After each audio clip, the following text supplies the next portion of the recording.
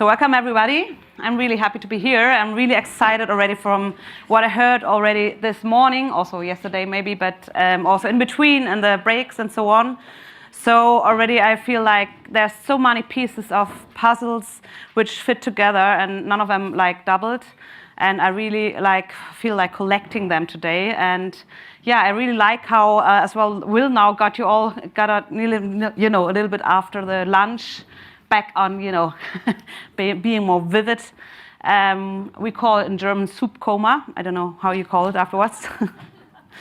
Okay, so really also as everyone, I'm excited to be here on site. And yeah, so I was asked by JP whether I want to join. And I guess when he said like at London, this is when I said yes right away. And well, yeah, it was only then that I knew, okay, there must be something to it, right? What's the catch? And realized, okay, you have to give a talk first before you can go to see Buckingham Palace. So, okay, then I said, okay, I have to do it, right? So already I saw a little bit of London yesterday, and now I have to deliver the talk. Okay, he said then, seriously, he said like what I should talk about is just, anything I'm passionate about, putting a little bit of pressure on me, like, okay, usually you hand in papers and you think about a topic and then you're like, okay, do they like my topic or so? And now he said, like, I just talk about anything. Like, okay, what is the core of what I'm passionate about? So what is it when I start talking about it, like my eyes will start to glow or whatever. And more of it is like, okay, I like to talk about things which help me as well, which I think I want to talk about so I can give it to someone else. Maybe it's some nice triggers, some nice learning, some nice ideas I can give to someone else. So it's about game changers, right? So I was thinking about what has been game changing for me if I look like through my very long career, of course. Well, so this is how I came up actually with my title. So it's all about the maybe hidden, opportunity that lies within structures. So it's about also like how we can, with visualizing structures and working visually with that, bring in our own HI, our own human intelligence, to support us in understanding and support us in doing the change work we do. So as of every time, there's some sort of problems, something like why I needed a game changer. So let's say our work, let's see how the clicker is doing now, is about talking about values, goals, scope, priorities, definition of customers, and also like definition of processes and next steps with people we work with. And there's always a section of, let's say, love, right? So this is what we do as agile coaches, organizational developers. Going to our clients and having workshops with them and discussing what you just see. So, but somehow I always felt like, okay, it does not stick that well. It is not sustainable. So how can we make it more sustainable? Although creating this momentum is really important, I have to say, how can we bring it into a process, right? So my first game changer was like being a coach, to learn about agile ways of working, and learn about Scrum and becoming a Scrum Master. So that gave me a structure, this Scrum framework, somehow that I could get in with a client, be there, and make the transfer from the workshop into the real day-to-day business, and helping them to facilitate the implementation, to track how we would do with the next steps, basically what we aligned on. So this was the first game changer. Then the second game changer was that I did also a class on becoming a systemic organizational developer, giving me meta perspectives on organization and how to work with them. So you can see here one of the models of Glasl, and I really like his models. That's why I brought them, obviously, about this, glow in the eyes and so on, giving it to you. And that means this, for example, is the model of the 7 processes for change. And that helped me to to think about what do we have to do if we want to do change? What things do we need to do? And, how can we think about, okay, how do I want to plan this and so on? But not only this, it helped me already to make a better clarification with the client on what he ordered, right? It made me to work with the people to explain what we should do, and also to use it like with different methods, then to do something a little bit of a future design maybe, and then something like with a learning process. So I did use it to, for example, even do workshops and to plan them. And also to not forget, for my own orientation and coordination of my change work, to not get lost somewhere in this complex way of working, to not forget any of the processes. But for example, at the client I'm at now, so I'm working in the SAFE framework at the moment as an RTE. I was brought in as an agile coach, but there was no RTE, so I ended up being there. And what you see, SAFE has thought like there's a lot of in that same SAFE framework, and they came up with like this lot of knowledge, and that's, it's reasonable to do the implementation roadmap. It's a little bit like this actually. But you come into the organization, you find out they haven't done anything of it, right? So they just jumped right into the implementation. And where do we do that usually? We just go to the developer teams and tell them, from now on, you have to do PI plannings. Now, from now on, we want to see this here and there and there. So that means kind of we already missed part of all the processes here. And coming in, of course, you try to then find out what is best, how to help best, and to see, okay, what do I see here? It's very important as well for taking the models to diagnose, to understand what we see, what we learn about the organization. So I really like as well his second model. So if this is more about the change process, the first one, this one now is like, if you cut an orange in half, you can see the structure within the orange. So this is really like a second model, is holistic system model, looking at an organization like this orange, and meaning like you have different parts of elements of an organization you have to work with and you have to think of. So you have to go for a strategy. So the cultural layer is the upper one. So you go for strategy and identity maybe. You also have to work for the second part, the second layer. It's all this about people, and so it's a social layer. So for structures, people, and functions. And also you should not forget even your physical layer. So about physical means you need to really, for example, implement a new strategy. So exact same client, they want to become a software company now from on as well. So they do all this strategy, they bring in very good developers and whatever. And then you have a PI planning, only to be at a branch of the company where other ones coming from other branches, so they are sort of external ones to that place, the physical place.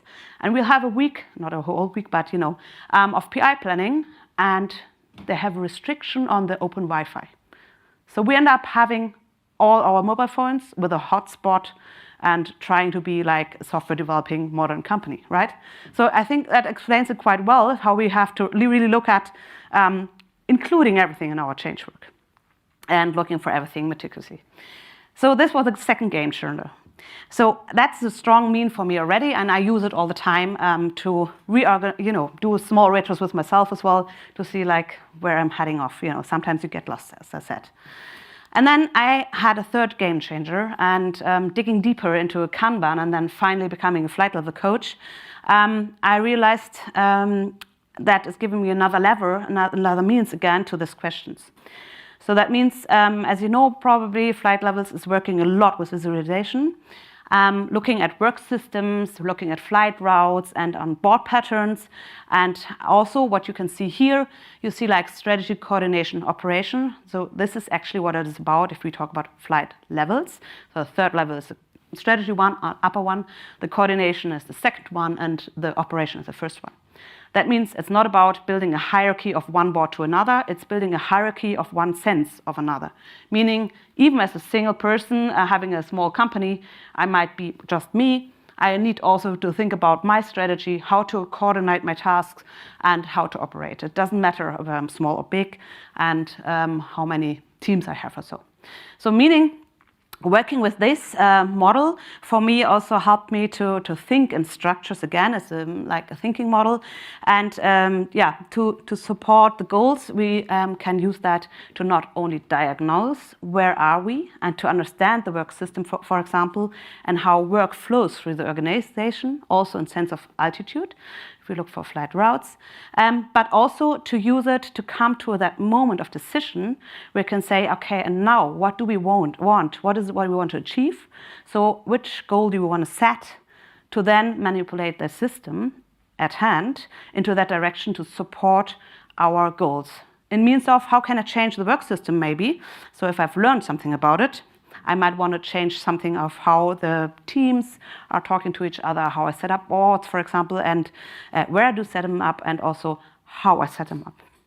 But my question here was really then, okay, I can see that it's really working for me. I realized how important all these different ways of structuring my thinking and also working with the clients and structuring their work and maybe even their company.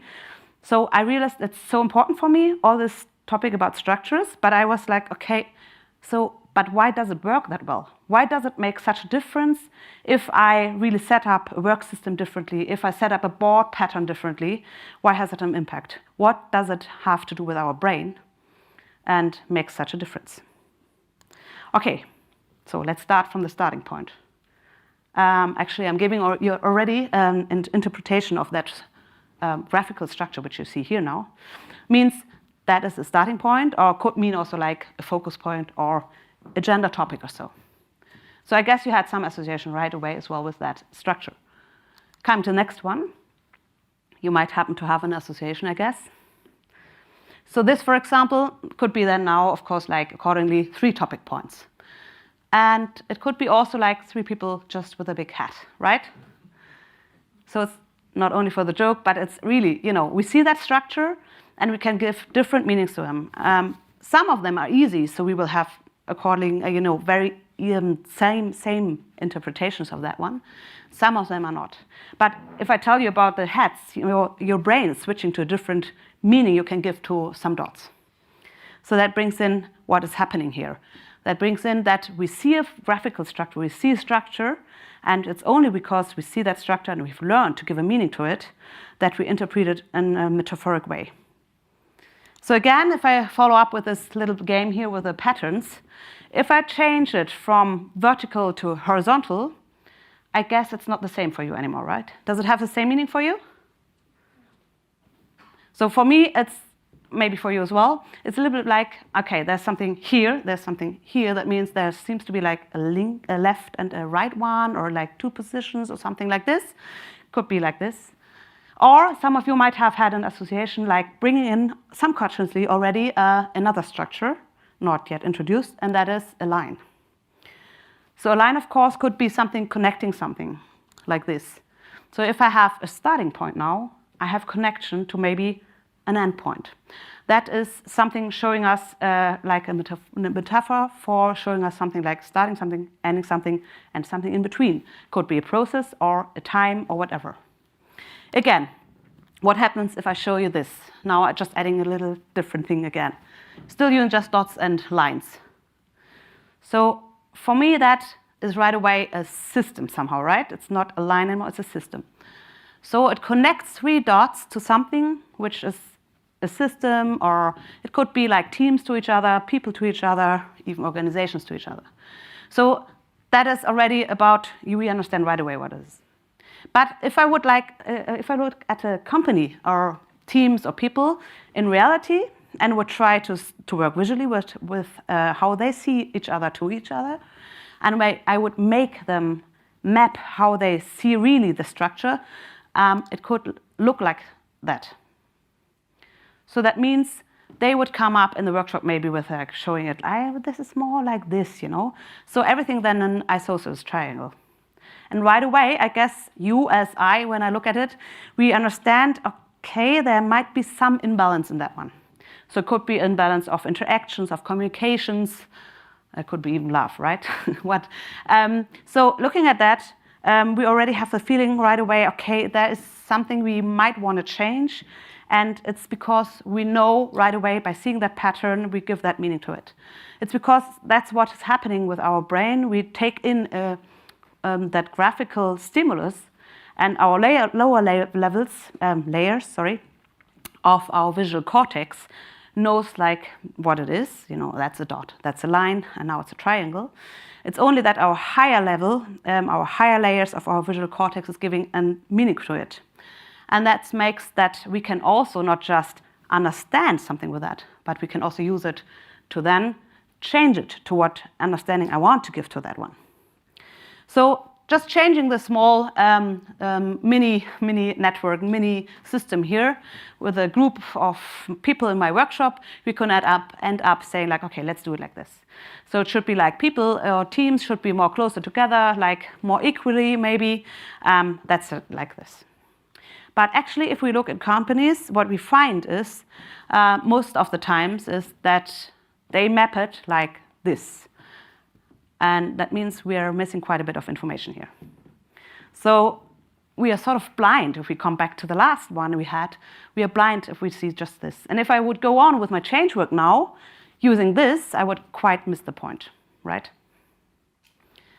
So I come back to, again, one pattern here. So I hope you have some association, because if you don't have, well, I come back to that in the next slide.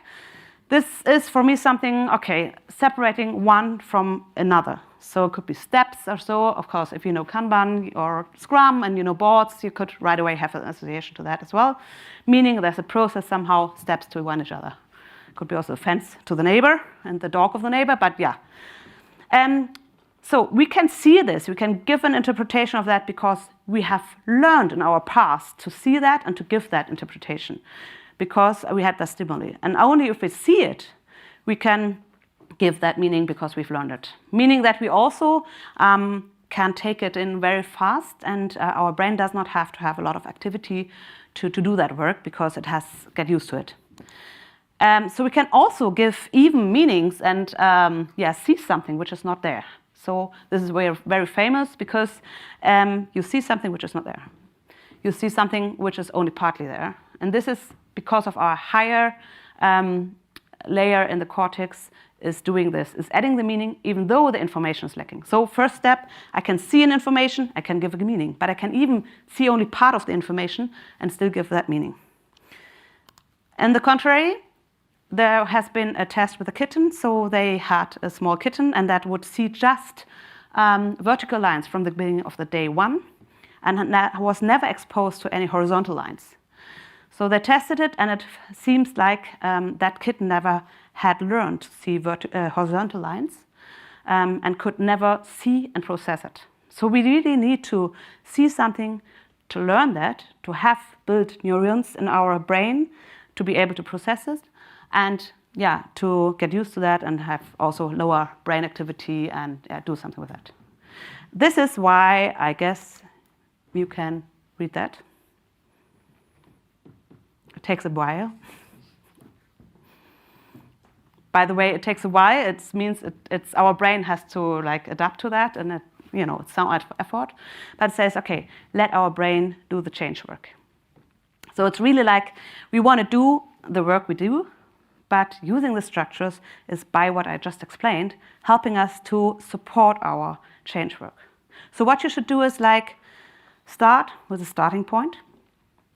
Then you could, let's see how fast it goes. Okay, I have to click everything extra.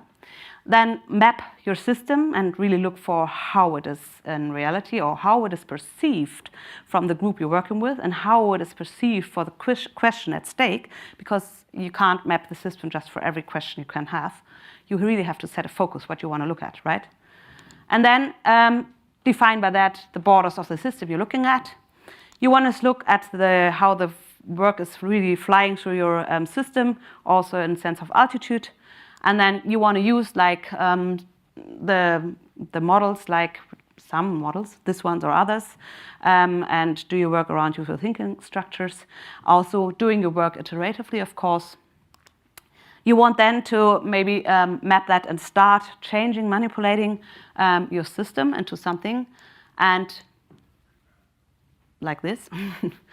And also, most importantly, you want to also bring it into the structures which you use day to day.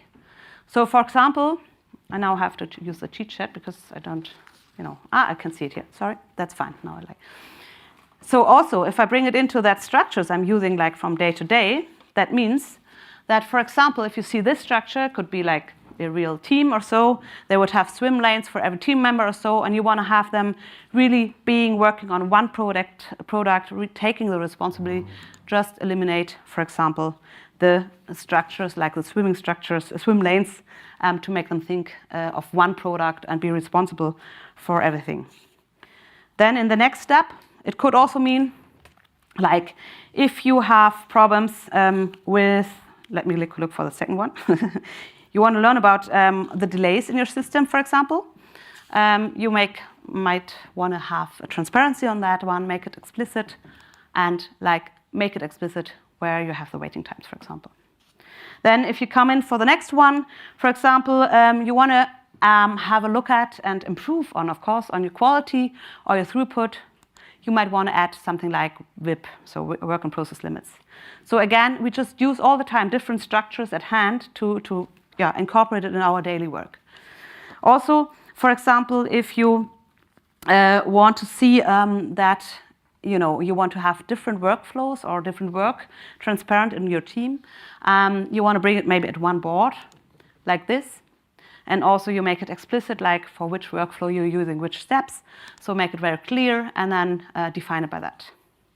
Or for example, I mean, there's more of them. You want to have strategy coming into action. Make it the first step of your process. Connect it with your day-to-day processes on all your different layers, like the flight levels, for example. Doesn't have to be them. Just connect it to it. Add actions to them and make them trackable in connection to your set objectives, which you kind of see like here, for example, in the 3 months period or so. So there can be at as many different patterns as you have different companies, different products and goals, and it all depends on what you want to achieve. So go to look for that. And it really means working visually with this, like having those different structures at hand, using these models, for example, structuring yourself, structuring others with that, and orient and diagnose with that, coming up with what you want to see, what you want to do. Don't forget any of the processes, for example, and then set the goal, what you want to do, try to improve. And of course, iteratively, because everything you learn is just the last state of failure, and you will go on with learning bit by bit. And that means if you will find a good system after a while, it might be not the good system for tomorrow anymore. So this is the way of really approaching something, approaching how to bring in, how to help, let us help by our brains to do that change work. And that means rolling out something like a structure you want to use. So it's not against rollout, it's for rollouts, but you want to learn first and diagnose first, set a focus point, get a grip on the real pain points and challenges and real work systems. And you want to use that to then manipulate in different ways, maybe slow, maybe fast. And we really want to bring in, by the auxiliary means of visualization, your own HI to do that, and let the brain do the work and let us use the hidden opportunities of structures. There's one last bit to it, and that is flight level simulations. So as I'm a flight level coach, I was first thinking about maybe bringing in the simulation on flight levels, because it is really nice to see the structures working together. It's just something you have to experience. But with that, you can also build exactly the structures you've just seen now in black and white in a lab situation. You can build them and play with your teams maybe and see how it is connecting, how it does feel, what problems do you see, what can you change, and how can you learn in that lab situation already with that. Set it up explicitly for your company. So this is something you can do, and you can, of course, ask someone of us how we can do it. I guess that's it. Thank you very much. And I have how many minutes left? You've got 6 minutes. 6 minutes. Okay. There's 6 minutes. If there's any question or discussion point, I'm gladly taking that. Thank you.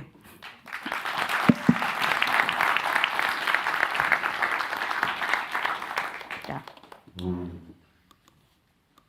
Whatever. Okay, anything.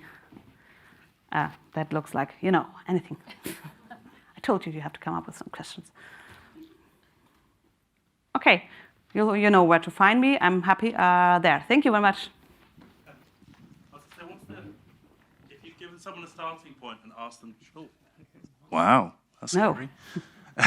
Starting point. If you've ever given someone that starting point and asked them to just draw what they're thinking, what's the strangest thing you've ever seen or the most surprising thing you've ever seen someone draw? Draw? Yeah. I don't know what was surprising. Actually, if you do that kind of work more often, it doesn't matter whether you visualize in that way or do that work, you know that there's similar pain points that you see in different companies. So it was maybe not that surprising. It was more surprising when I did it the first time with a bigger company, how they started mapping in a small group together, and I thought, you know, they know their system. And they really found out in this first session, it was more about diagnosing the system. It was more for us to learn about the system to then better consult them. And actually, it was the best clarification talk I had with my client ever, because they found out so much with each other already. So it was so clear this was the starting point of change already. So that was, for me, like astonishing. And then they also, you think, you know, they know why they have that problem of resources, and they find out by just drawing this that, okay, they tick this one ticket, and they point, like, we did it in Miro. So we said, like, what is the typical work item? And then, you know, you start, like, where would it bump against, you know, in your company? Where does it come in, and so on? And then after a while, you know, we would do this, and then it looks nicely. And then the second person goes like, yeah, but, you know, in real, like, for that type of work, it does totally different thing. And they only realized in that moment that they don't have a process for innovative, individualized, whatever, I don't do it now, work type of item. They did not have a process at all. And it would go all through the other work process resources. So they had constant fights. Yeah. So I guess this is it. Thank you. Welcome.